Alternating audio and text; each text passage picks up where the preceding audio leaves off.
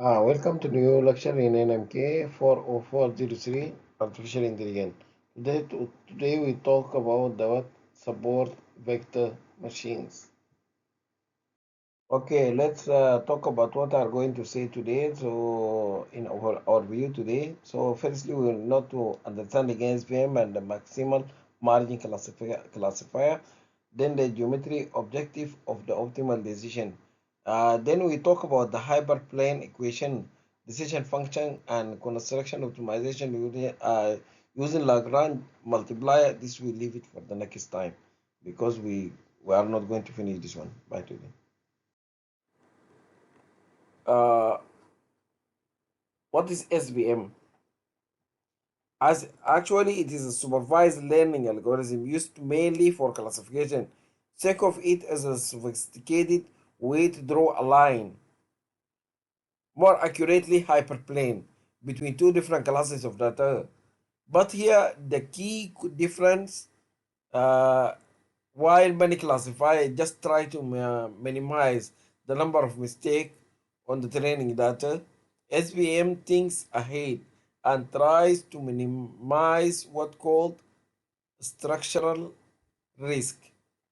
This one how we achieve it by finding the line that has the maximum possible margin.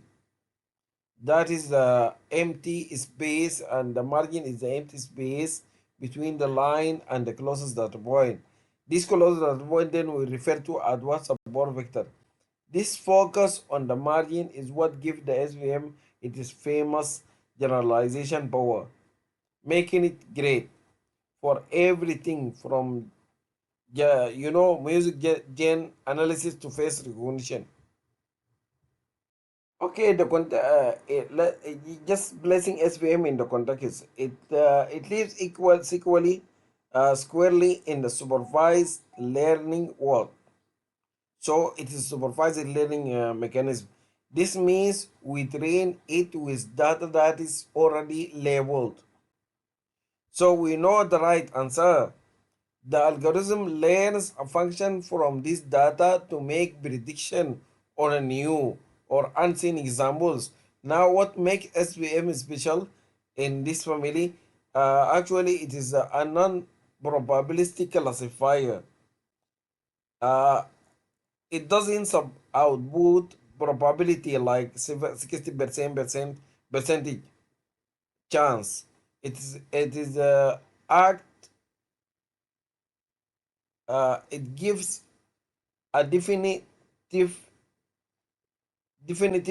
classification like it is a cat or it is something else. So it inherently a binary designed to separate two classes through we though we can extend it, and while it find a linear boundary, as we will see, it is a real ball comes out when dealing with high dimensional data where it often outperform others methods. So it is outperformed in high dimension data.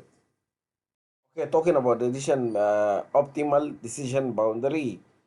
Actually, this is the central goal for SVM is geometric. So we want a decision boundary that separate our classes. Now, if your data is linear separable, you could draw an infinite number of lines that perfectly separate the classes. So which one is the best? This is SVM genius.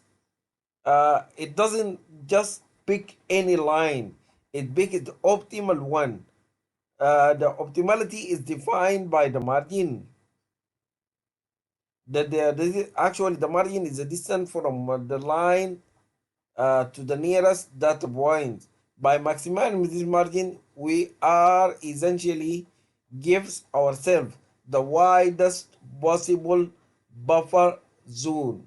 So this makes our model less sensitive to noise and much better at generalizing to new data, which is the whole point of machine learning. To turn this geometric idea into code, we need a mass. So in an n-dimension space, our decision boundary is hyperplane. which is just a flat subspace with one dimension less, as we discussed in the last lecture. So it is equation is is familiar, for the one that we can see. W x plus b is equal to 0. Break this down. W is our weight vector. Okay, this is think of it as the normal vector that defines direction. Then the hyperplane is facing the direction that is the hyperplane is facing. B is a bias term, so it is like the y-intercept, allowing us to shift the line away from the origin. And x is of course our feature vector. So x and b are vectors, and w, these are all vectors, not just one uh, value. So this symbol equation is the foundation for everything we will build later. Okay, once we know or we learn the optimal W and P during the training, how do we classify a new point? We use a symbol decision function. We plug the new point or the point that is just come in into our equation wx plus b and look at the sign of the result. So if it is greater than or equal to 0, so we assign it to the positive class or labeled by +1. If it is negative, then we assign it to the word negative class and label it by -1. So this binary labeling of minus and +1 uh, isn't arbitrary. It makes the subsequence mass much cleaner and more elegant. Okay, let's go through and actually finding the optimal boundary. Uh, just take the steps one by one. So step one, we start with a random pretty terrible hyperplane. So it misclassify point and has a very narrow margin. So let's say we have a data and we want to classify it by hyperplane. We will start with we will see this one in the next slide. Okay, in our example, we will start with random pretty terrible hyperplane. So a very random hyperplane, and it may be misclassification classified point and has a very narrow margin.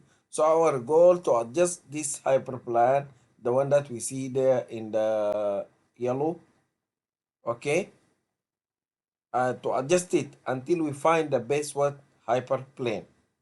Okay, the second step.